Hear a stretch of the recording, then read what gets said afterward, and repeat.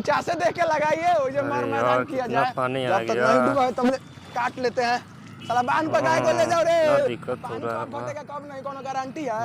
बांध पे सिलेंडर आ गया है। हाँ आओ सब आओ जल्दी आओ। छत में बैठ हग रहा है। अरे साला ऐसा कोई पेड़ पे बैठ कर हग रहा है, उस पर नहीं बैठना है। कम पानी है तब तक रहा जाए, पानी ज्यादा बढ़ जाएगा तो बांधे पर चढ़ना पड़ेगा ना। पीने लायक पानी थोड़े ना दे रहा है, सब कचरा पानी दे रहा है। खाते पर आइए, कैसे आइएगा? हाँ वही पानी बहुत ज्यादा है। पे खाना फेंक ले जाइए। नाव है तो बड़ी आराम है बाबा ना, साग सब्जी कुछ लेके आ जाओ। पानी पूरा बढ़ गया, पेड़ पर मत जाओ करने, यहीं लटका लटका के मारो।